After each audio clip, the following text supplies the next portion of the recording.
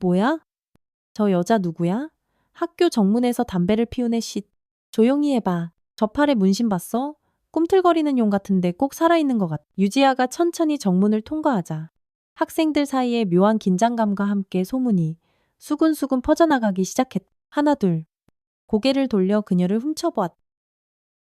아, 끊었어야 했는데. 오늘은 도저히 안 되겠네. 지아는 손에 들고 있던 담배 한 개비를 입에 물고 검은 가죽 재킷 안주머니에서 라이터를 꺼냈다. 치직. 불꽃이 튀고 연기가 뿌옇게 피어오르는 순간 그녀의 눈빛은 이미 차갑게 과거로 돌아가 있었다. 새벽 5시 유지아의 휴대폰 알람이 시끄럽게 울렸습니다. 눅눅한 반지하 방 안은 여전히 짙은 어둠이 깔려 있었죠. 지아는 눈을 뜨자마자 습관처럼 벌떡 몸을 일으켜 세웠습니다. 32살이 된 지금도 잠에서 깨는 순간은 언제나 팽팽한 긴장 상태였어요. 과거의 기억들이 온몸에 문신처럼 새겨져 있는 탓이었습니다.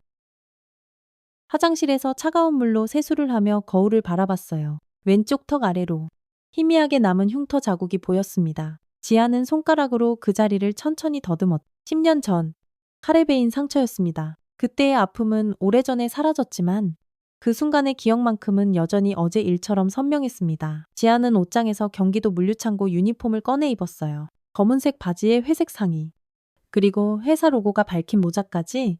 거울 속 자신의 모습은 영락없는 평범한 30대 여성 노동자였습니다. 이 여자가 한때 조직에서 칼잡이로 불렸다는 걸 그 누구도 상상조차 할 수 없었죠.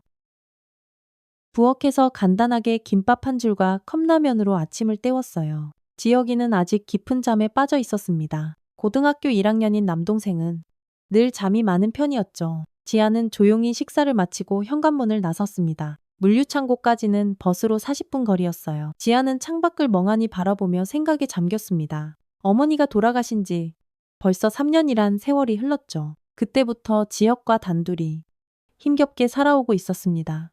조직에서 완전히 손을 뗀 것도 바로 그때였어요. 어머니의 마지막 유언이 아직도 귓가에 생생하게 맴돌았습니다. 지아야, 이제 그 칼 내려놓고 사람들 손잡고 따뜻하게 살아라. 물류창고에 도착한 지아는 동료들과 가볍게 인사를 나눴어요. 모두들 그저 평범한 사람들이었습니다. 지아의 과거를 아는 사람은 이곳에 아무도 없었죠. 여기서 지아는 그저 말없이 성실한 직원일 뿐이었어요. 무거운 택배 상자들을 번쩍번쩍 들어옮기고 주소를 확인하고 배송 준비를 하는 고된 일상이 반복되었습니다. 점심시간이 되자 지아는 혼자 구내식당 구석에 자리를 잡았어요. 동료들은 서로 시시콜콜한 농담을 주고받으며 즐겁게 식사했지만 지아는 늘 외톨이였습니다. 일부러 거리를 두고 있었어요. 너무 가까워지면 과거 이야기가 나올지도 모르니까요. 식사를 마치고 밖으로 나온 지아는 담배 한 갑을 물끄러미 바라봤습니다. 주머니 속에서 꺼낸 담배갑은 이미 반 정도 비어 있었어요. 지아는 담배 한 개비를 꺼내 입에 물고 라이터를 손에 쥐었습니다. 하지만 불을 붙이지는 않았죠. 그저 가만히 물고만 있었어요. 담배를 피우고 싶은 충동이 울컥 치밀어 오를 때마다 지아는 과거의 자신을 떠올렸습니다. 화가 나면 말이 아니라 주먹이 먼저 나가던 시절, 누군가를 때려 눕혀야 직성이 풀리던 그런 때가 있었어요. 담배는 그런 폭력적인 충동을 억누르는 유일한 도구였습니다. 피우지 않고 그저 입에 물고 있는 것만으로도 들끓는 마음이 조금은 진정되곤 했죠. 오후 근무를 마치고 집으로 돌아가는 길이었습니다. 버스 안에서 지아는 지혁에게 문자를 보냈습니다. 저녁 뭐 먹고 싶어? 곧바로 답장이 왔어요. 누나가 좋아하는 걸로 해줘. 지아는 작게 미소를 지었습니다. 지혁이는 언제나 자신보다 누나를 먼저 생각하는 착한 아이였어요. 집 근처 마트에서 라면과 계란, 그리고 지혁이가 좋아하는 총각김치를 샀습니다. 지극히 평범한 저녁 식사 준비였죠. 지아는 이런 소소한 일상이 너무나도 소중했어요. 아무도 자신을 두려워하지 않고 누구와도 싸우지 않아도 되는 이 평온한 시간들이었습니다. 반지하 집에 도착한 지아는 현관문을 열며 지혁아, 누나 왔어 라고 외쳤어요. 안에서 지혁의 대답이 들려왔습니다. 누나, 고생했어. 지아는 부엌에서 라면을 끓이기 시작했어요. 보글보글 물이 끓는 소리, 고소하게 면이 익어가는 냄새, 그리고 방에서 들려오는 지혁의 웃음소리까지 모든 것이 평범하고 더없이 소중한 일상이었습니다. 저녁을 먹으며 지역과 이런저런 대화를 나눴어요. 학교 이야기, 친구들 이야기, 그리고 앞으로의 계획까지. 지아는 지역의 말을 들으며 말없이 고개를 끄덕였습니다. 이 아이만큼은 자신과 전혀 다른 삶을 살게 해주고 싶었어요. 폭력과는 거리가 먼 평범하고 안전한 삶을 말이죠. 밤이 깊어가자 지아는 혼자 방에 앉아 있었습니다. 서랍을 열어 담배갑을 꺼내려다가 순간 멈칫했습니다. 대신 서랍을 다시 닫았죠. 지아는 창밖을 바라보며 나지막이 중얼거렸어요. 이제 사람들 손잡고 살자. 엄마도 그걸 원했을 거야.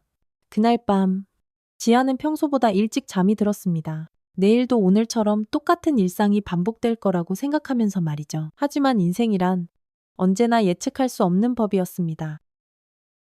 밤 11시가 훌쩍 넘어서야 지혁이가 집에 돌아왔습니다. 지아는 거실에서 텔레비전을 보고 있다가 현관문이 조용히 열리는 소리를 들었어요. 평소보다 꽤 늦은 시간이었습니다. 지혁이는 조용히 신발을 벗으며 말했습니다. 누나, 아직 안 잤어. 지아가 고개를 돌려 지혁을 바라보는 순간 뭔가 이상하다는 걸 느꼈어요. 지혁의 입술 한쪽이 시퍼렇게 부어 있었고 살짝 터진 자국까지 보였습니다. 지아는 즉시 텔레비전 소리를 줄이고 자리에서 벌떡 일어났죠. 지혁아, 입술이 왜 그래? 지아의 목소리에는 날카로운 걱정이 섞여 있었어요. 지혁은 당황한 듯 손으로 입을 가리며 고개를 푹 숙였습니다. 아, 이거 체육 시간에 농구하다가 그냥 좀 부딪혔어. 별거 아니야. 하지만 지아의 눈에는 그게 단순한 부상으로 보이지 않았어요. 10여 년간 조직에서 활동하며 온갖 상처를 보고 또 당해봤던 경험이 있었거든요.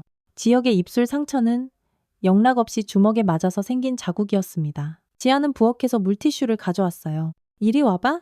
소독해줄게. 지역은 마지못해 지아 앞에 앉았습니다. 지아가 조심스럽게 상처 부위를 닦아주는 동안 지역은 계속해서 시선을 피했어요. 지아는 지역의 표정을 유심히 살폈습니다. 두려움과 불안이 뒤섞인 그런 눈빛이었죠. 정말 농구하다가 다친 거야. 지아의 날카로운 질문에 지역은 더욱 움츠러들었어요. 응. 진짜야. 친구랑 부딪혔는데 그 친구 이빨에 제 입술이 살짝 긁혔나 봐. 거짓말. 지아는 직감적으로 알 수 있었어요. 지역의 목소리가 미세하게 떨리고 있었고 평소와 달리 변명이 너무 구체적이었습니다. 하지만 지아는 더 이상 추궁하지 않았어요. 지역이 스스로 말하고 싶지 않다면 분명 이유가 있을 테니까요. 그래. 알았어. 근데 앞으로는 조심해야 해. 입술 상처는 잘못하면 덧나기 쉽거든. 지역은 고개를 끄덕이며 서둘러 자신의 방으로 쏙 들어가 버렸습니다. 지아는 혼자 거실에 남아 생각에 잠겼어요. 지역이 무언가를 숨기고 있다는 확신이 들었지만 억지로 말하게 할 수는 없었습니다. 그날 밤 지아는 좀처럼 잠이 오지 않았어요. 침대에 누워 멀뚱멀뚱 천장을 바라보며 지역의 상처를 계속해서 떠올렸습니다. 혹시 학교에서 괴롭힘을 당하고 있는 건 아닐까? 끔찍한 생각이 머릿속을 떠나지 않았어요. 새벽이 다 되어서야 지아는 겨우 잠들 수 있었습니다. 하지만 꿈속에서조차 지역의 다친 입술이 계속해서 아른거렸어요. 그리고 자신이 과거에 누군가를 무자비하게 때렸던 기억들이 함께 떠올랐습니다. 폭력의 가해자였던 자신이 이제는 피해자의 가족이 된 이 아이러니한 상황이 너무나도 고통스러웠죠. 다음 날 아침 지아는 평소보다 일찍 일어났어요. 지역이 학교에 가기 전에 한 번 더 확인하고 싶었습니다. 부엌에서 아침을 준비하며 지역을 기다렸죠. 지역이 방에서 나왔을 때 입술의 상처는 여전히 선명했어요. 하지만 지역은 애써 괜찮은 척 웃으며 누나? 좋은 아침이라고 명랑하게 말했습니다. 지아는 지역에게 아침을 차려주며 은근슬쩍 학교 이야기를 물어봤어요. 요즘 학교는 어때? 친구들하고는 잘 지내고. 그럼 다 좋아. 애들도 다 착하고. 지역의 대답은 너무나도 완벽했어요. 마치 미리 준비해둔 모범 답안 같았습니다. 지아는 더욱 의심스러워졌지만 겉으로는 태연한 척했죠. 지역이 학교에 간 후 지아는 물류창고에서 일하면서도 온통 지역 생각뿐이었어요. 점심시간에는 혼자 앉아서 주머니 속 담배를 만지작거렸습니다. 입에 물고 있으면서 마음을 진정시키려고 애썼지만 불안감은 좀처럼 가라앉지 않았어요. 동료가 다가와서 지아 씨, 무슨 고민 있어요? 얼굴이 안 좋네. 라고 물었지만 지아는 아니에요. 괜찮아요. 라고 짧게 대답했습니다. 누구에게도 함부로 말할 수 없는 걱정이었어요. 자신의 어두운 과거 때문에 혹시라도 지역에게 피해가 갈까봐 두려웠거든요. 오후 근무를 마치고 집으로 돌아가는 길에 지아는 지역의 학교 앞을 지나쳤어요. 학교 시간이라 학생들이 3-3-5호대를 지어 나오고 있었습니다. 지아는 혹시 지역을 볼 수 있을까 해서 잠시 버스 정류장에 서서 기다렸죠. 얼마 후 지역이 나타났을 때 지아는 기둥 뒤에 몸을 숨기고 동생을 지켜봤어요. 지혁은 혼자였습니다. 다른 학생들과 전혀 어울리지 않고 홀로 터덜터덜 걸어가고 있었어요. 평소 활발했던 지역의 모습과는 너무나도 달랐습니다. 어깨를 잔뜩 움츠리고 고개를 푹 숙인 채 걸어가는 모습이 어딘지 모르게 잔뜩 위축되어 보였습니다. 지아는 지역을 따라가고 싶은 충동을 꾹 억눌렀어요. 대신 먼저 집에 가서 기다리기로 했습니다. 지역이 돌아오면 오늘 밤에 다시 한번 진지하게 대화를 시도해 보려고 했죠. 집에 도착한 지아는 곧장 서랍을 열어 담배갑을 꺼냈어요. 한 개비를 입에 물고 라이터를 들었지만 결국 불을 붙이지는 않았습니다. 대신 담배를 입에 문 채로 차가운 창밖을 한참 동안 바라봤어요. 저녁 시간이 되어 지혁이 돌아왔을 때 지아는 최대한 아무렇지 않게 자연스럽게 대화를 시도했습니다. 하지만 지혁은 여전히 무언가를 필사적으로 숨기고 있는 것 같았어요. 지아는 억지로 캐묻지 않기로 했습니다. 지혁이 스스로 마음을 열고 말할 때까지 기다려주기로 했죠. 그날 밤 지아는 다시 한번 서랍을 열었습니다. 담배갑을 꺼내려다가 멈추고 조용히 서랍을 닫았어요. 마음속으로는 거친 폭풍이 휘몰아치고 있었지만 겉으로는 평정을 유지하려고 필사적으로 애썼습니다. 아직은 참자. 지혁이가 말할 때까지. 하지만 지아의 날카로운 직감은 계속해서 경고등을 울리고 있었습니다. 뭔가 아주 큰일이 터질 것 같은 불길한 예감이 온몸을 감쌌어요. 이틀 후 지아는 지역의 교복 주머니에서 구겨진 쪽지 한 장을 발견했습니다. 세탁을 하려고 교복을 정리하던 중이었어요. 쪽지는 심하게 찢어져 있었고 글씨도 땀에 번져 흐릿했습니다. 지아는 조심스럽게 쪽지를 펼쳐봤어요. 걱정 마. 담임도 우리 편이야. 짧은 문장이었지만 지아에게는 망치로 머리를 맞은 듯한 충격적인 내용이었습니다. 이 쪽지가 무엇을 의미하는지 단번에 알 수 있었어요. 지역이 누군가에게 지속적으로 괴롭힘을 당하고 있고 심지어 담임교사까지 그 상황을 눈감아주고 있다는 뜻이었습니다. 지아의 손이 부들부들 떨리기 시작했어요. 까맣게 잊고 있던 과거의 기억들이 한꺼번에 밀려왔습니다. 자신도 한때 끔찍한 학교 폭력의 피해자였던 시절이 있었거든요. 그때 느꼈던 무력감과 지독한 분노가 다시 온몸에서 꿈틀거리며 살아나는 것 같았습니다. 지아는 즉시 지역의 학교에 전화를 걸었어요. 담임교사와 상담을 요청했습니다. 선생님, 혹시 저희 지역이가 학교에서 무슨 문제는 없나요? 하지만 담임의 대답은 이미 예상했던 그대로였습니다. 아, 지역이요. 아주 모범적인 학생입니다. 특별한 문제는 전혀 없어요. 친구들하고도 아주 잘 지내고 있고요. 전화를 끊은 후 지아는 더욱 확신했습니다.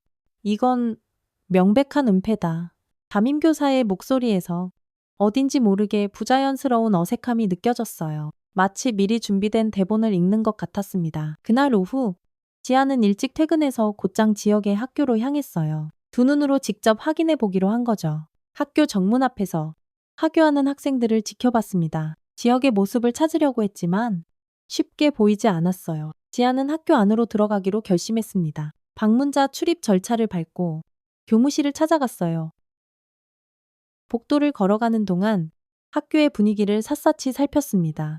겉보기에는 평범한 사립고등학교 같았지만 뭔가 음침하고 어두운 기운이 학교 전체에 깔려 있는 것 같았어요.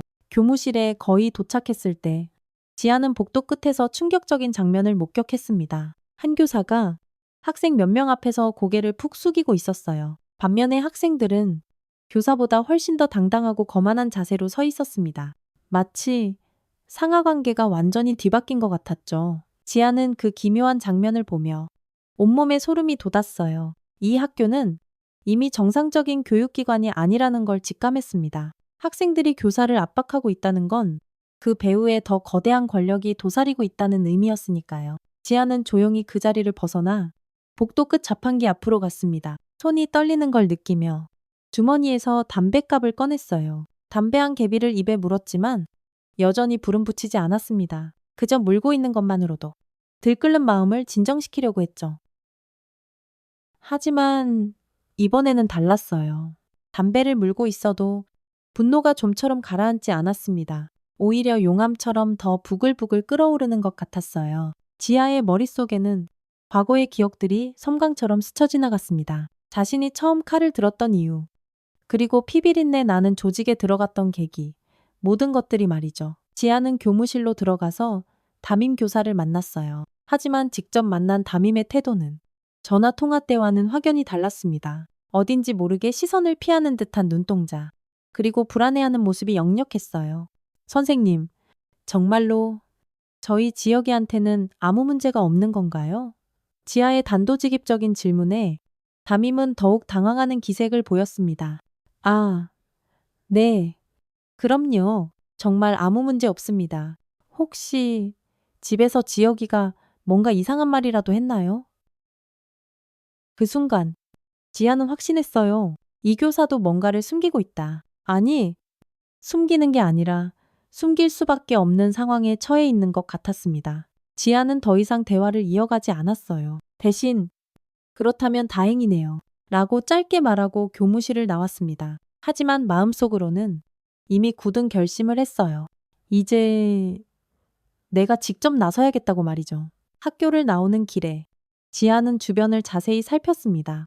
CCTV가 어디에 설치되어 있는지, 사각지대는 어디인지 하나하나 꼼꼼하게 파악했어요. 과거 조직에서 활동할 때 몸에 지겹도록 밴 습관이었습니다. 집으로 돌아가는 버스 안에서 지아는 계속 생각했어요. 지금까지는 평범하게 조용히 살려고 노력했지만 지혁이를 지키기 위해서라면 이제 다른 방법을 써야 할 것 같았습니다. 하지만 동시에 마음 한구석에는 두려움도 있었어요. 다시 피비린내 나던 과거의 자신으로 돌아가는 것에 대한 그런 두려움 말이죠. 집에 도착했을 때 지혁이는 아직 돌아오지 않았어요. 지아는 지혁의 방에 들어가서 책상 서랍을 열어봤습니다. 평소라면 절대 하지 않을 일이었지만 지금은 상황이 너무나도 심각하다고 판단했기 때문이었어요. 서랍 안에서 또 다른 쪽지들을 여러 장 발견했습니다. 모두 끔찍한 협박성 내용들이었어요. 내일 돈 안 가져오면 진짜 죽는다. 누나한테 말했다간 너 진짜 끝이야. 그런 끔찍한 문장들이 빼곡히 적혀 있었습니다. 지아는 그 쪽지들을 보며 온몸이 사시나무처럼 떨렸어요. 주체할 수 없는 분노와 뼈아픈 자책감이 동시에 밀려왔습니다. 지혁이가 이런 끔찍한 고통을 혼자서 전부 감당하고 있었다는 사실이 견딜 수 없이 고통스러웠어요.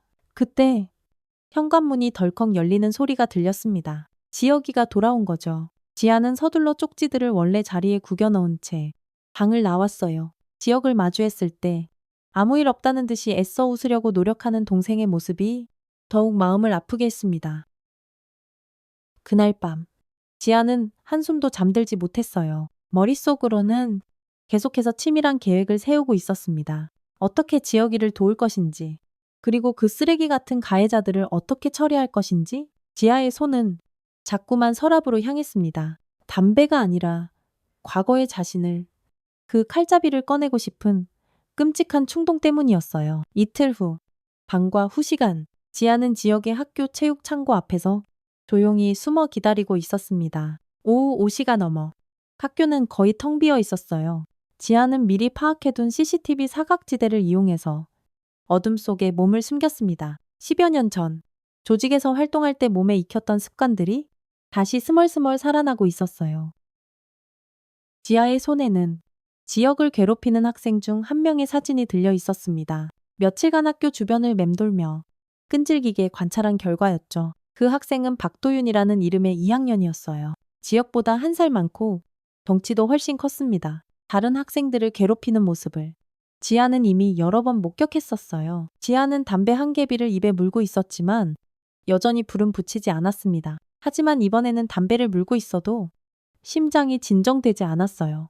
오히려 과거의 기억들이 더욱 선명하게 떠올랐습니다.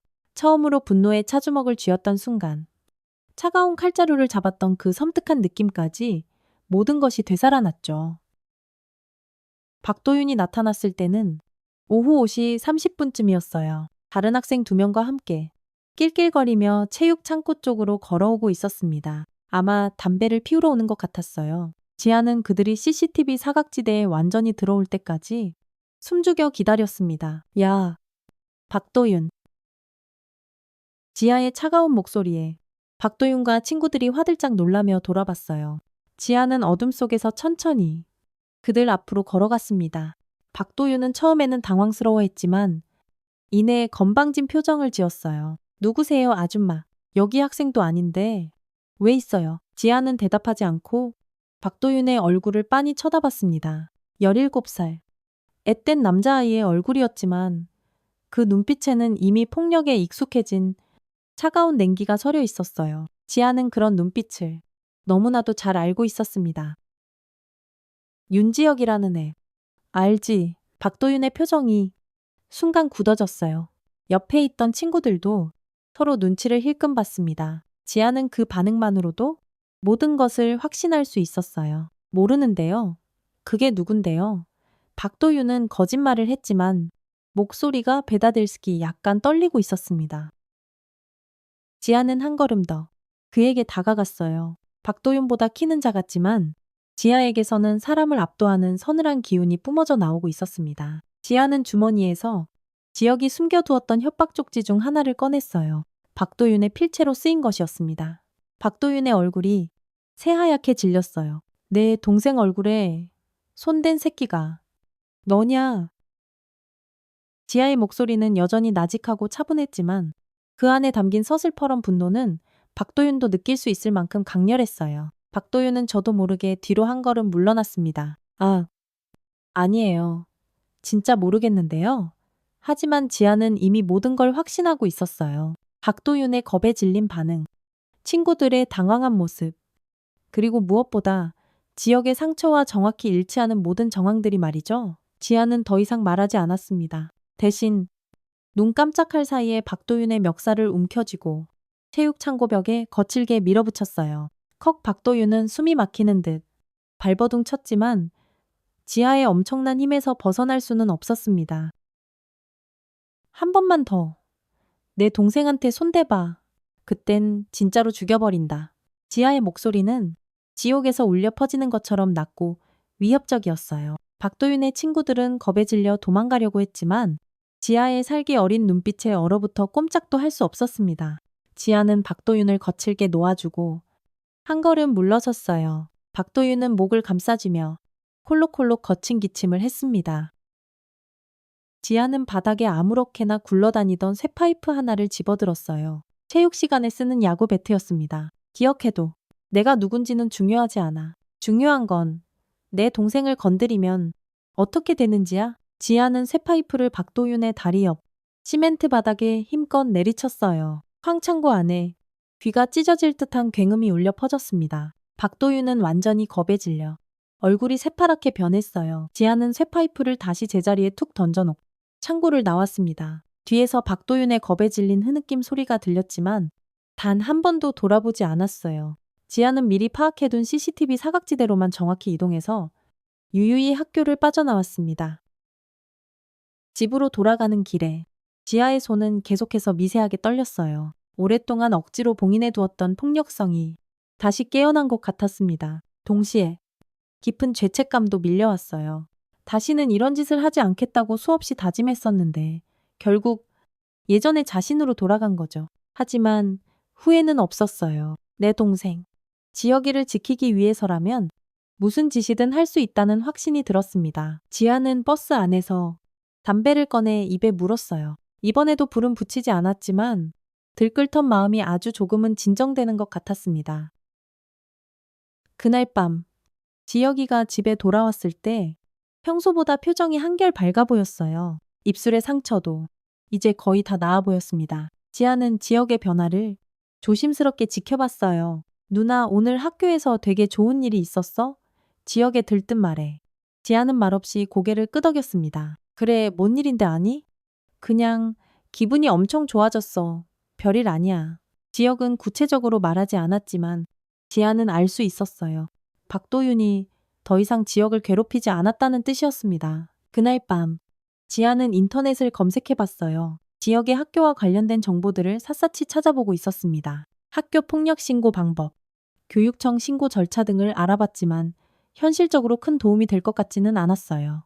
이미 담임교사까지 문제에 깊숙이 연루되어 있는 상황이었거든요. 지아는 또 다른 방법을 생각해야 했습니다. 좀 더 근본적인 해결책을 찾아야 했어요. 박도윤 같은 개별 학생들을 일일이 상대하는 것보다는 이 썩어빠진 구조 자체를 바꿔야 한다는 생각이 들었습니다. 그때 전화가 울렸어요. 모르는 번호였습니다. 지아가 전화를 받자 나직지만 듣고 싶지 않은 목소리가 들려왔어요. 또 칼 들었냐? 지아는 즉시 그 목소리의 주인을 알아봤습니다. 최강혁이었어요. 과거 같은 조직에서 활동했던 직속 선배였습니다. 강혁의 목소리는 10년 전과 조금도 달라지지 않았습니다. 차분하면서도 어딘지 모르게 사람을 압박하는 위협적인 톤이었어요. 지아는 전화기를 꽉 쥐며 힘겹게 대답했습니다. 강혁이 형.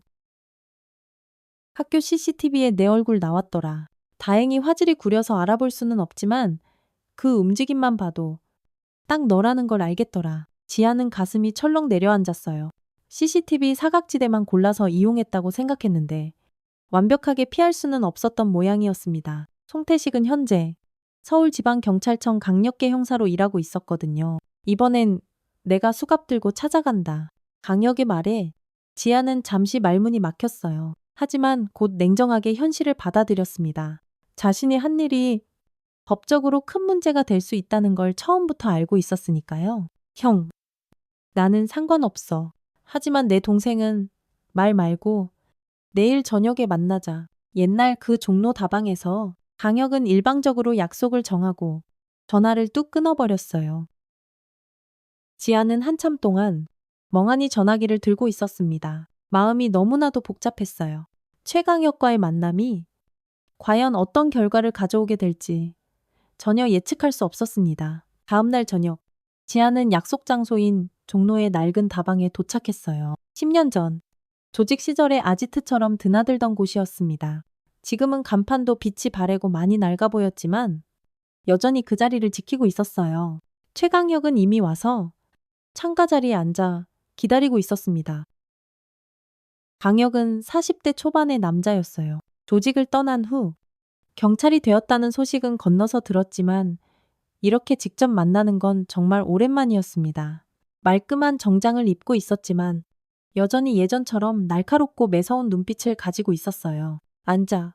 지아는 강혁의 맞은편에 조용히 앉았습니다. 다방하는 손님이 거의 없어서 무겁고 조용한 공기가 흘렀어요. 강혁은 식은 커피를 마시며 지아를 빤히 바라봤습니다. 동생 때문이었지?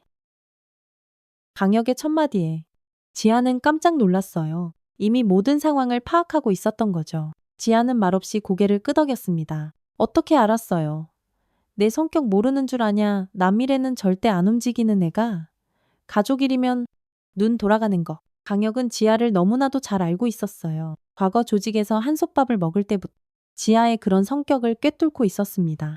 유지아는 가족을 위해서라면 무슨 짓이든 할 수 있는 사람이었거든요. 그 학교, 문제 많은 곳이라는 거 알고 있어. 강혁의 말에 지아는 귀를 기울였어요. 뭔가 더 큰 문제가 있다는 듯한 심상치 않은 어조였습니다. 무슨 말이에요? 강혁은 주머니에서 작은 USB 하나를 꺼내 테이블 위에 툭 놓았어요. 이거 가져가. 네가 알아야 할 것들이 이 안에 다 들어있어. 지아는 USB를 물끄러미 바라봤지만 쉽게 손을 뻗지 못했어요. 왠지 모르게 돌이킬 수 없는 선을 넘는 것 같은 불길한 느낌이 들었거든요. 거기엔 내 엄마 이야기도 있어. 강혁의 말에 지아의 온몸이 그대로 굳어졌습니다. 어머니 이야기는 지아에게 가장 아프고 시린 상처였습니다. 3년 전 어머니가 갑작스럽게 돌아가신 일은 지아가 조직에서 완전히 손을 뗀 직접적인 계기였어요. 내가 모아둔 자료다. 아직 세상에 밝혀지지 않은 진실이 있어. 강혁의 목소리는 그 어느 때보다 진지했어요. 지아는 어머니의 죽음이 단순한 사고가 아닐 수도 있다는 걸 어렴풋이 짐작하고 있었습니다. 하지만 그 구체적인 진실을 파고들기에는 너무나도 아팠고 또 무서웠어요. 형, 그 얘기가 내 동생 학교랑 연결되어 있는 거예요. 강혁의 다음 말에. 지아는 엄청난 충격을 받았어요. 어머니의 죽음과 지역의 학교 폭력이 서로 연결되어 있다는 뜻이었습니다. 지아는 도저히 이해할 수 없었어요. 그게 무슨 소리예요? 강혁은 USB를 지하 쪽으로 스윽 밀었어요. 집에 가서 직접 확인해봐. 그리고 결정해. 이번에도 그냥 참고 넘어갈 건지 아니면 끝까지 갈 건지. 지아는 떨리는 손으로 USB를 집어들었어요. 작고 가벼운 물건이었지만 천근만근처럼 엄청난 무게감이 느껴졌습니다. 이 안에 대체 어떤 끔찍한 진실이 들어있을지 알 수 없었거든요. 형은 왜 이걸 저한테 주는 거예요? 너도 알잖아. 우리가 왜 그 더러운 조직에서 손 뗐는지. 강혁의 말에 지아는 과거를 떠올렸어요. 그들이 몸담았던 조직은 단순한 폭력 조직이 아니었습니다. 뒤에서 정치계와 교육계까지 손을 뻗치고 온갖 더러운 이권에 개입하고 있었어요. 그런 추악한 일들을 보다 못해 뛰쳐나온 게 강혁이었고 지아도 마찬가지였습니다. 이번 일도 그런 종류의 일이야. 단순히 아이들 몇몇이 괴롭히는 게 아니라 그 뒤에 더 큰 판이 도사리고 있어. 지아는 점점 상황의 심각성을 깨달았어요. 지역이 당하고 있는 학교 폭력이 단순한 왕따 문제가 아니라 훨씬 더 거대하고 체계적인 문제라는 뜻이었습니다. 강혁은 자리에서 일어났어요. 일주일 줄게. 그 안에 결정해. 만약 네가 다시 움직이기로 결심한다면 그때는 내가 형사로서가 아니라 옛날 형으로서 널 도와줄게. 하지만 이번엔 제대로 해야 해. 어설픈 반쪽짜리 복수 말고.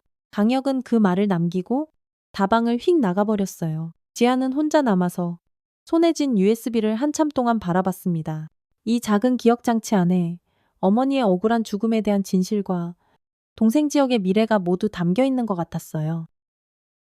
집으로 돌아가는 길에 지아는 계속 생각했어요. 지금까지는 지역이를 지키기 위해서 그저 개별적으로 대응해 왔지만 이제는 더 큰 싸움을 시작해야 할 것 같았습니다.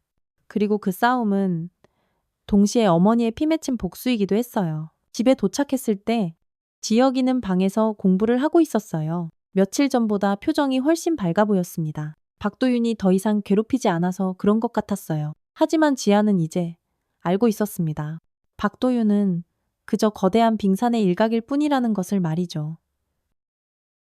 지아는 자신의 방으로 들어가 노트북을 켜고 USB를 연결했어요. 수많은 파일들이 화면에 나타났습니다. 사진, 녹음 파일, 각종 문서들이 가득했어요. 지아는 떨리는 손으로 그 내용들을 하나씩 확인하기 시작했습니다. 첫 번째 파일을 열었을 때 지아의 손이 그대로 멈췄어요. 그것은 어머니가 학교에서 찍은 사진이었습니다. 3년 전, 어머니가 돌아가시기 바로 직전에 찍은 것 같았어요. 사진 속에는 지역의 학교 교장실이 선명하게 보였습니다. 지아는 계속해서 파일들을 열어봤어요. 녹음 파일도 있었습니다. 어머니의 목소리가 들려왔어요. 교장실에서 누군가와 대화하는 내용이었습니다. 교장 선생님, 제 아들이 학교에서 심한 괴롭힘을 당하고 있어요.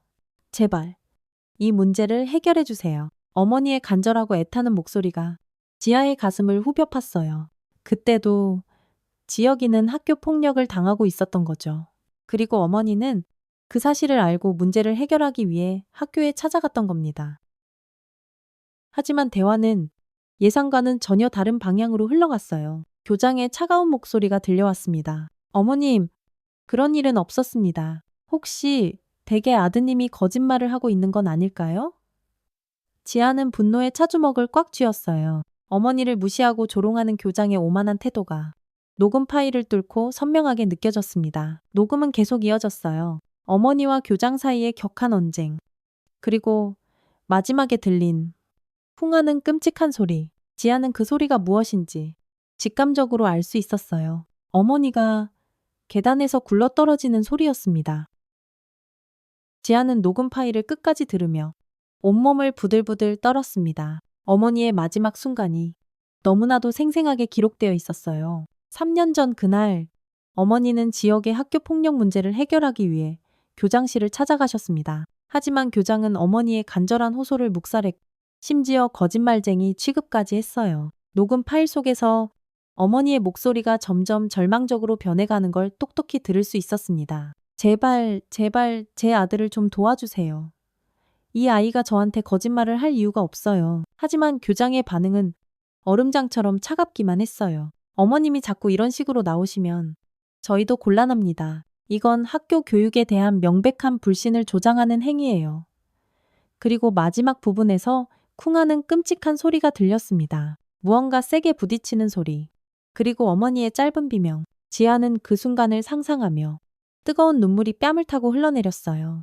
어머니가 교장실에서 실랑이를 벌이다가 계단으로 밀려 떨어지셨던 거죠. 언론에서는 단순 낙상사고라고 발표했지만 실제로는 그게 아니었습니다. 지아는 다음 파일을 열어봤어요. 병원 기록이었습니다. 어머니의 부상 상태를 기록한 의료진의 소견서였죠. 후두부 강타로 인한 급성 뇌출혈. 계단에서의 낙상으로 추정되나 타격의 각도와 강도를 볼 때 단순 낙상보다는 외부의 강한 충격에 의한 가능성이 높음. 의사조차도 의심하고 있었던 겁니다. 하지만 공식적으로는 어이없게도 단순 사고로 처리되었습니다. 지아는 왜 그렇게 됐는지 이제 알 것 같았어요. 강력이 모아둔 다른 자료들을 보니 지역의 학교와 관련된 더 거대하고 추악한 그림이 보이기 시작했습니다. 학교 교장인 박진태는 단순한 교육자가 아니었어요. 지역구 국회의원의 핵심 후원자였고 교육 관련 이권 사업에도 아주 깊숙이 개입되어 있었습니다. 학교 폭력 문제를 어떻게든 덮어버리는 것 전부 자신의 이미지 관리를 위해서였죠. 어머니 같은 학부모가 문제를 제기하면 그것 자체가 박진태에게는 엄청난 위협이었던 겁니다. 더 충격적인 건 가해 학생들의 정체였어요. 주동자는 박시우라는 학생이었는데 바로 교장 박진태의 외아들이었습니다. 아버지의 막강한 권력을 믿고 다른 학생들을 아무리 괴롭혀도 처벌받지 않는다는 걸 아주 잘 알고 있었어요. 심지어 교사들까지도 이 박시우의 눈치를 보고 있었습니다. 지아는 지역의 방문을 조심스럽게 열어봤어요. 지역은 책상에 엎드려 새근새근 잠들어 있었습니다. 공부하다가 피곤해서 그대로 잠이 든 것 같았어요. 지아는 지역의 어깨에 조용히 담요를 덮어주며 가슴이 미어지는 듯한 아픔을 느꼈습니다.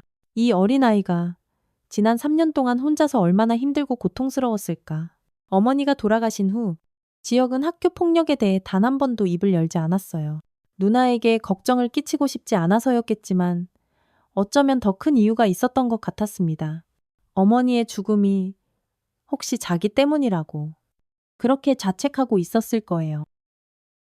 지아는 자신의 방으로 돌아가서 강혁이 준 자료를 밤새도록 더 살펴봤습니다. 지역의 학교에서 일어나는 폭력은 상상 이상으로 체계적이고 조직적이었어요. 박시우를 중심으로 한 일진 조직이 있었고 이들은 다른 학생들을 상습적으로 괴롭히면서 돈을 뜯어내고 있었습니다. 더 심각한 건 교사들까지도 이들에게 완전히 굴복하고 있다는 사실이었어요. 자료 중에는 교사들이 박시우 일당에게 정기적으로 돈을 상납하고 있다는 충격적인 증거도 있었습니다. 박시우가 아버지에게 교사들의 비리를 고발하겠다고 협박했기 때문이었어요. 결국 이 명문 사립고등학교 전체가 교장 아들인 박시우의 소나기에 놀아나고 있었던 거죠. 지아는 담배를 꺼내 입에 물었어요. 하지만 이번에는 달랐습니다. 마음속의 분노가 너무나도 거대해서 담배 따위로는 도저히 진정이 되지 않았어요. 지아는 담배를 입에서 빼고 두 손으로 힘껏 부러뜨렸습니다. 이제 다른 방법으로 해결해야 할 때가 왔어요. 그때 지혁이가 잠이 깼는 지방에서 나왔습니다. 누나, 아직 안 잤어. 지혁의 얼굴에는 걱정이 가득했어요. 지아의 표정이 평소와 완전히 다르다는 걸 어린 동생도 눈치챈 것 같았습니다. 지아는 지혁을 불러 옆에 앉혔어요. 이제는 모든 진실을 말해야 할 때라고 생각했습니다. 지혁아, 누나가 뭐 좀 물어볼 게 있어. 지혁은 불안한 표정으로 작게 고개를 끄덕였어요. 지아는 강혁이 준 자료 중 일부를 지혁에게 보여줬습니다. 어머니가 학교에 찾아가셨던 그날의 기록이었어요. 엄마가 너 때문에 학교에 찾아가신 거 맞지? 지혁의 얼굴이 새하얗게 질렸어요. 그동안 필사적으로 숨겨왔던 비밀이 드디어 드러나는 순간이었습니다. 지혁은 한참 동안 아무 말도 못하다가 결국 참았던 울음을 와락 터뜨렸어요. 누나, 미안해. 정말, 정말 미안해. 지혁은 지아의 품에 안겨 어린아이처럼 서럽게 울었습니다. 3년 동안 혼자서 끙끙 앓으며 감당해왔던 죄책감과 고통이 한꺼번에 폭포수처럼 쏟아져 나왔어요. 지아도 지혁을 꽉 안으며 함께 눈물을 흘렸습니다. 그때부터 계속 그랬어. 혼자 맞고 뜯기고 그렇게 산 거야. 지혁은 울면서 고개를 끄덕였어요. 누나가 다시 옛날처럼 칼잡이 될까봐. 그래서 말 못했어. 엄마처럼 누나까지 잃을까봐. 너무 무서웠어. 지아는 지혁의 말을 들으며 가슴이 갈기갈기 찢어지는 것 같았어요. 자신을 지키려고 이 어린 동생이 얼마나 많은 것을 참고 견뎌왔는지 알 수 있었습니다. 동시에 참을 수 없는 분노가 치밀어 올랐어요. 지혁과 어머니를 이렇게 비참하게 만든 그 쓰레기들에 대한 지독한 분노였습니다. 지혁아, 이제 괜찮아. 이제 누나가 다 해결할게. 지아의 목소리는 강철처럼 단단하고 결연했어요. 이제 더 이상 참고 기다릴 수 없었습니다. 어머니의 억울한 복수도 지역의 망가진 미래도 모두 자신의 손으로 되돌려 놓아야겠다고 굳게 다짐했어요. 그날 밤 지아는 최강혁에게 전화를 걸었습니다. 형, 도와주세요. 저 끝까지 가고 싶어요. 강혁의 대답은 짧고 간결했어요. 알았다. 내일부터 바로 시작하자. 지아는 전화를 끊고 차가운 창밖을 바라봤어요. 이제 진짜 싸움이 시작될 거였습니다. 더 이상 어설픈 개별적인 대응이 아니라 이 썩어 빠진 전체 구조를 바꾸는 거대한 싸움이었어요. 지아는 담배 한 개비를 더 꺼내서 말없이 두 동강 내어 부러뜨렸습니다. 이제 담배 따위로 분노를 달랠 때가 아니었어요. 그 지옥 같은 분노를 이제는 행동으로 옮길 때였습니다. 이틀 후 지아는 최강혁과 함께 체계적인 계획을 세우기 시작했습니다. 강역의 경찰서 사무실에서 비밀리에 만난 그들은 지역의 학교를 뿌리부터 완전히 뒤엎을 수 있는 방법을 논의했어요. 단순히 박시우 같은 개별 학생들을 처벌하는 게 아니라 학교 전체의 부패한 구조를 송두리째 무너뜨리는 것이 최종 목표였습니다. 이건 단순한 학교 폭력 사건이 아니야. 교장 박진태부터 교사들, 그리고 지역 정치인까지 거미줄처럼 연결된 거대한 이권 카르텔이야. 강혁은 지아에게 더 많은 자료들을 보여줬어요. 교장 박진태가 지난 10년간 학교 예산을 어떻게 교묘하게 횡령했는지, 아들 박시우의 온갖 폭력을 어떻게 은폐해왔는지에 대한 구체적인 증거들이었습니다. 심지어 교육청에까지 정기적으로 로비를 해서 모든 감사를 요리조리 피해왔다는 기록도 있었어요. 그럼 이 모든 걸 한 번에 터뜨려서 재기불능으로 만들어야겠네요. 지아의 말에 강혁은 고개를 끄덕였습니다. 맞아. 하지만 방법을 조금이라도 잘못 쓰면 오히려 그놈들이 더 교묘하게 증거를 인멸하고 빠져나갈 수도 있어. 단 한 방에 숨통을 끊어야 해. 지아는 강혁과 함께 아주 세밀하고 치밀한 작전을 짰어요. 먼저 박시우 일당이 다른 학생들을 괴롭히는 현장을 빼도 박도 못하게 직접 촬영하는 것부터 시작했습니다. 그리고 교사들이 이 끔찍한 상황을 방조하거나 심지어 협조하는 모습까지 전부 기록해야 했어요. 가장 중요한 건 교장 박진태가 이 모든 일에 직접 개입하는 결정적인 장면을 잡아내는 것이었습니다. 지아는 며칠 동안 학생처럼 변장하고 학교 주변을 돌며 박시우 일당의 행동 패턴을 완벽하게 파악했어요. 그들은 주로 방과 후에 학교 후문 쪽 구석진 사각지대에서 다른 학생들을 불러내 돈을 뜯어냈습니다. 교사들 중 일부는 이런 끔찍한 상황을 뻔히 알고 있으면서도 못 본 척했고, 심지어 박시우의 부탁을 받고 특정 학생들을 교무실로 불러내 겁을 주기도 했어요. 첫 번째 증거 수집은 의외로 순조롭게 성공했습니다. 지아는 초소형 카메라를 이용해서 박시우가 1학년 학생 2명에게서 돈을 뜯어내는 장면을 아주 선명하게 촬영했어요. 그 과정에서 담임교사 한 명이 나타났지만 박시우에게 야, 여기서 조용히 해라 라고 말하고는 그냥 지나쳐갔습니다. 이건 완전한 방조를 넘어서 거의 공범 수준이었죠. 더 충격적인 건 그 다음이었습니다. 박시우는 교무실로 당당하게 들어가서 담임교사와 대화를 나눴는데 그 내용이 지하의 소형 녹음기에 고스란히 녹음되었습니다. 선생님, 저 이번 달 용돈이 좀 부족한데 좀 도와주셔야겠습니다. 담임교사는 잠시 망설이다가 결국 자신의 지갑에서 지폐 몇 장을 꺼내 박시우에게 줬어요. 이건 완전한 갈취였습니다. 지아는 이런 결정적인 증거들을 차곡차곡 하나씩 모아갔어요. 강력은 법적으로 문제가 되지 않는 선에서 지아에게 큰 도움을 줬습니다. 현직 형사로서 공식적으로 개입할 수는 없었지만 증거 수집 방법과 법적 절차에 대한 조언은 아낌없이 해줄 수 있었거든요. 가장 결정적인 순간은 작전을 시작한 지 일주일 후에 찾아왔습니다. 지혁이가 또다시 박시우 일당에게 끌려나간 거예요. 지아는 미리 준비한 초소형 카메라를 여러 곳에 설치하고 숨죽여 상황을 지켜봤습니다. 이번에는 단순한 돈갈치가 아니라 더 심각한 폭력이 가해질 것 같은 불길한 예감이 들었어요. 야, 윤지혁, 내 누나라는 여자가 우리 도윤이한테 무슨 짓을 했는지 알고 있냐? 박시우의 말에 지혁은 당황했어요. 박도윤 사건이 박시우에게까지 알려진 것 같았습니다. 지아는 심장이 철렁했지만 계획대로 침착하게 진행하기로 했어요. 모르겠는데요. 지혁의 대답에 박시우는 불같이 화를 냈습니다. 몰라네. 누나가 우리 조직에 감히 도전을 한 거야. 그럼 내가 대신 책임을 물어줘야지. 안 그래 박시우는 지혁을 거칠게 밀쳐서 차가운 벽에 부딪히게 했어요. 지혁은 고통스러워하며 바닥에 주저앉았습니다. 그 순간 지아는 더 이상 참을 수 없었어요. 계획을 전부 망쳐서라도 당장 뛰쳐나가 지혁을 보호해야겠다고 생각했습니다. 하지만 바로 그때 전혀 예상치 못한 일이 일어났어요. 지혁이가 바닥에서 벌떡 일어나 박시우에게 정면으로 맞섰던 겁니다. 그만해.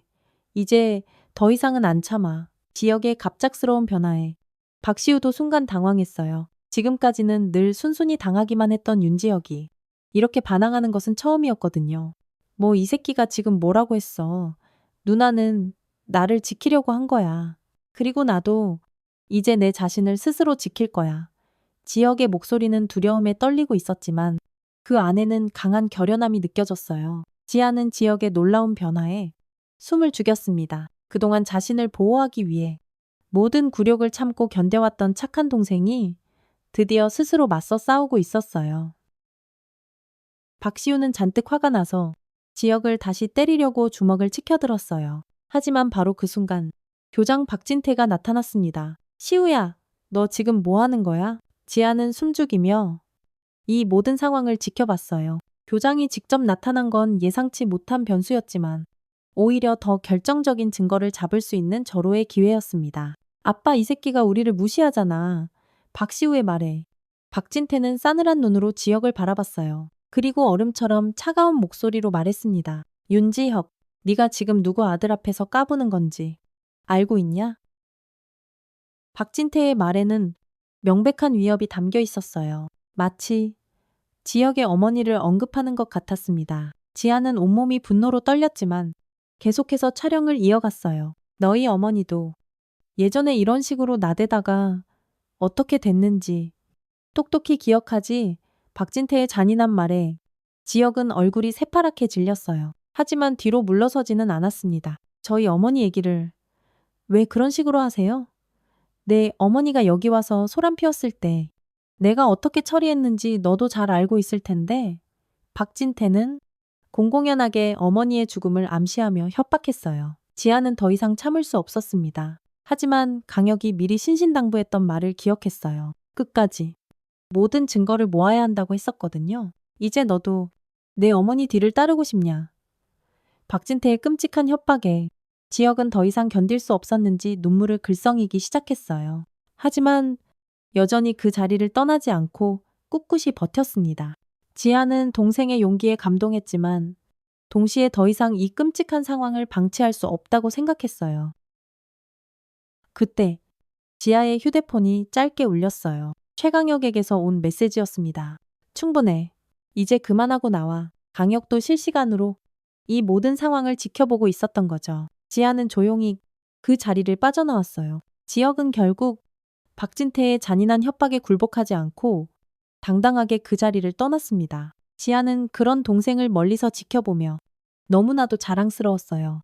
이제 진짜 반격을 시작할 때가 됐다고 생각했습니다. 그로부터 사흘 후, 지아와 강혁은 그동안 수집한 모든 증거들을 완벽하게 정리해서 언론에 제보했습니다. 단순히 한 곳에만 보낸 게 아니라 여러 방송사와 신문사, 그리고 영향력 있는 인터넷 커뮤니티까지 동시에 모든 자료를 공개했어요. 박진태와 박시우가 증거를 은폐하거나 손을 쓸 시간을 단 1초도 주지 않기 위해서였습니다. 첫 번째 기사가 나온 건 목요일 오전이었어요. 한 지역 방송사에서 명문 사립고 교장 아들, 상습학교 폭력 및 금품갈취 은폐 의혹이라는 제목으로 보도를 시작했습니다. 박시우가 다른 학생들을 잔인하게 괴롭히는 영상과 교사들이 이를 뻔히 보고도 묵인하는 장면이 모자이크 처리되어 그대로 공개되었어요. 시청자들의 반응은 그야말로 폭발적이었습니다. 지아는 물류창고에서 일하면서도 계속해서 스마트폰으로 뉴스를 확인했어요. 점심시간마다 기사를 읽으며 상황이 어떻게 돌아가는지 초조하게 지켜봤습니다. 오후가 되자 더 큰 중앙 방송사들도 이 충격적인 사건을 다루기 시작했어요. 박진태 교장이 지역 정치인과 연결된 추악한 이권 카르텔까지 함께 보도되면서 파장은 걷잡을 수 없이 커졌습니다. 가장 충격적이었던 건 지아 어머니의 죽음에 대한 진실이 마침내 공개된 것이었어요. 3년 전 박진태가 지아의 어머니를 협박하고 신랑이 끝에 계단에서 밀쳐 사망에 이르게 한 사건이 당시의 녹음 파일과 함께 전격 보도되었습니다. 전국의 시청자들은 경악과 분노에 휩싸였고 인터넷에는 박진태를 즉각 구속하라는 규탄의 글들이 빗발치듯 쏟아져 나왔어요. 지역의 학교는 그날부터 완전히 마비 상태가 되었습니다. 수많은 기자들이 학교로 몰려들었고 분노한 학부모들은 항의 전화를 빗발치게 걸어댔어요. 교육청에서도 부랴부랴 긴급 감사팀을 파견한다고 발표했습니다. 박진태는 교장실에 틀어박혀 나오지 않았고 박시우는 아예 학교에 나오지도 못했어요. 지아는 퇴근 후 지역을 만나러 학교 앞으로 갔어요. 지역은 다른 학생들과 함께 교문 앞에서 플래시를 터뜨리는 기자들을 피해 나오고 있었습니다. 지아는 지역을 불러서 함께 집으로 조용히 걸어갔어요. 누나, 이게 다 누나가 한 거야. 지역의 조심스러운 질문에 지아는 말없이 고개를 끄덕였습니다. 응, 이제 다 끝날 거야. 그럼 엄마 일도 그것도 다 밝혀질 거야. 엄마가 왜 그렇게 허무하게 돌아가셨는지, 누구 때문이었는지 이제 모든 사람이 알게 될 거야. 지역은 지아를 보며 복잡한 표정을 지었어요. 안도감과 동시에 깊은 죄책감도 느끼는 것 같았습니다. 누나, 미안해. 내가 진작 말했어야 했는데 지아는 지역의 어깨를 따뜻하게 감싸며 말했어요. 네, 잘못 아니야. 전부 다 우리 같은 어른들이 잘못한 거지. 집에 도착해서 저녁을 먹으며 뉴스를 봤어요. 저녁 8시 메인 뉴스에서도 이 사건을 대대적으로 다루고 있었습니다. 박진태 교장의 사진이 화면에 나오면서 앵커가 교육자로서의 최소한의 자질마저 의심받고 있습니다. 라고 날카롭게 말했어요. 지아는 그 장면을 보며 조용히 어머니를 떠올렸습니다. 다음 날 아침, 더 큰 변화가 일어났어요. 교육청에서 박진태 교장의 직위 해제를 공식적으로 발표한 거죠. 그리고 학교 전체에 대한 전면적인 특별 감사를 실시한다고 했습니다. 박시우를 비롯한 가해 학생들은 모두 강제 전학 조치되었고 폭력을 묵인했던 교사들도 전부 중징계를 받게 되었어요. 가장 만족스러웠던 건 박진태가 결국 기자들 앞에 고개를 숙이고 나선 것이었어요. 하지만 그의 사과는 조금의 진정성도 찾아볼 수 없었습니다. 학교 운영 과정에서 일부 미흡한 점이 있었던 점 사과드립니다. 하지만 이건 어디까지나 아이들끼리의 사소한 다툼이었을 뿐입니다. 끝까지 책임을 회피하려는 추악한 모습에 여론은 더욱 들끓었습니다. 지아는 그 뉴스를 보며 마지막 남은 담배 한 개비를 꺼냈어요. 하지만 입에 물지 않고 그저 가만히 바라만 봤습니다. 이제 더 이상 이 담배가 필요 없다는 걸 깨달았거든요. 지옥 같았던 분노를 억지로 억누를 필요가 없어졌으니까요.